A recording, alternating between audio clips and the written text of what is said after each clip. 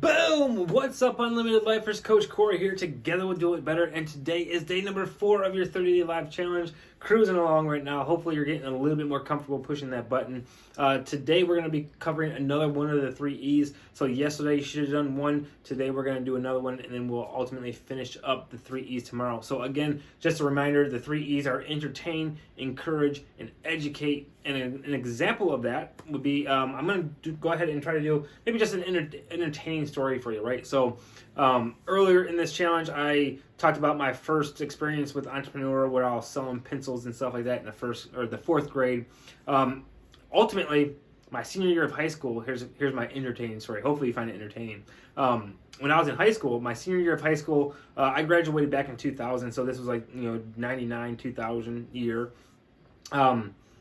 There's a lot of this like school violence going on, like Columbine had just happened, like a school shooting in Columbine and stuff. And I remember like we were inside of one of my classes that was talking about the school violence, like how do you stop the school violence, right? And me and my buddies were sitting in the back of the class because it was one of those kind of blow off classes or whatever. But we started talking about it because our teacher that was like the assignment was like, let's come up with some kind of idea that would help stop the school violence or whatever.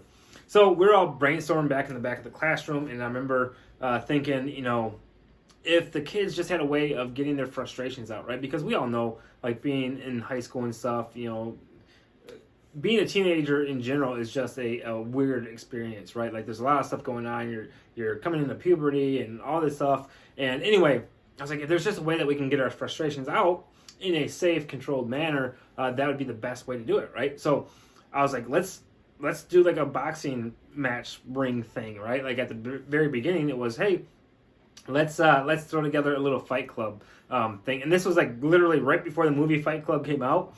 So it wasn't like that. I don't want you to think that, first of all, we did everything as legit as possible. So I used to live in a farmhouse, right? And I had a big barn in the backyard, and it had a dirt floor. So me and my buddies went and got some wood, and we built a boxing ring in the middle of my barn. We even dropped like a little flood lamp down from up top, and we set up like basically, seating. We had like one section was like standing room only, another section was like a whole bunch of picnic tables that I had, and then another section that I had, we actually built some like rafters that people could actually sit in. So anyway, threw all this together, ended up promoting it. I ended up having 2 nights that we had fight night. It was called Fight Night at Corfu's Palace because my nickname was Corfu at the time. One of my old bosses actually gave me that nickname. But anyway, so Fight Night at Corfu's Palace was born, and I went around school. I ended up lining up 5 fights, and the way it was going to work was there was going to be 5 fights per night, and each fight would be 5 rounds of 1 minute each, which I know seems like that's not a lot of time, but trust me, if you've never boxed before, trying to box for 1 minute is not easy, right? And the funny thing is I lined up all these fights. So I went around, I made sure that people were good matches, as far as height and size. I wanted to make sure that we had some good fights or whatever. And then on the very first night, myself and my buddy actually fought because I wanted to set the tone, right? So just like, anything, when you're the leader, like you should lead by example. I would not be having you guys go through this 30-day live challenge if I wasn't willing to do it myself, right? Like as a leader, I know that I have to go first in order for you guys to kind of follow behind. And then ultimately, as a leader, I like to get beside you, which is what I'm doing right now. And then ultimately, I'm going to push you, right? So lead by example first and foremost. And during that fight club, that's what I did on the first night. Me and my buddy fought. And I remember this so well because I went around school like all week, and I was telling this is one of my good friends, probably my best friend at the time. But I was going around school all week telling everybody that I was going to knock him out in the 4th round, right? And funny thing is we boxed, and after the 3rd round, he ended up quitting. So it was a pretty fair, even match. We both got each other pretty good. I think I got the better of him. I knocked him out of the ring actually a couple of times, which was kind of funny.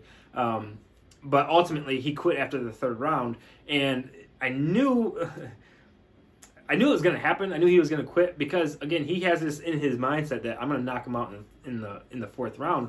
And so the whole fight, I'm saving my energy. Like he's just trying to like throw punches as many as possible, as fast as possible, and I'm just ducking them and whatever. And I'd come out and I'd square up and hit him pretty good or whatever. But I was conserving my energy because I knew in order to go the distance, you have to play it smart. Like you can't just come out there and give it everything you got because you're going to wear out and get tired and ultimately lose. Well, that's what happened, So after the third round, he kind of threw the towel in and said that he couldn't go anymore because he was too tired, which is totally understandable. But pretty cool experience. I ended up charging like $3 a head to get in, and made about $3,000 over the course of 2 nights. I got in all the newspapers because the second night the cops actually came. So the second night, like, my school knew about it. Like, somebody, they were making flyers and passing it around town and all over the place. But the second night, I had, like 300 and some people show up at my barn. I mean, it was packed, like elbow to elbow in there to watch these fights, which was really cool. But at the same time, it ended up drawing the attention of the cops. One of my buddies was trying to be a DJ at the time. So I had him come in and set up his DJ equipment to do like intro music, right? I wanted to make this as legit as possible. I had a judge that was in, or a ref or whatever you want to call it, inside the ring with us to make sure that, he broke it up if things got too out of hand.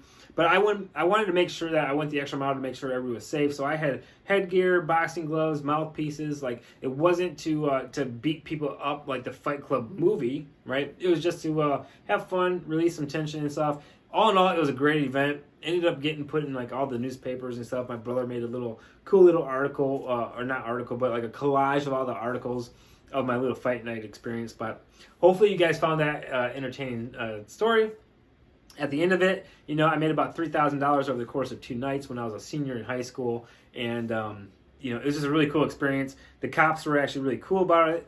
I remember going to do my deposition and stuff. And like, if I said something that kind of made me look guilty, they would stop me, erase the tape, and be like, all right, instead of saying it that way, say it this way, right? So instead of saying I charged people to come and watch, I collected donations to reimburse me for the supplies that I was supplying, like the headgear and the mouthpieces and all that kind of stuff. So all in all, it was a great experience. Again, hopefully you found this entertaining. That's just a quick example for you guys to go out there and do your entertaining video.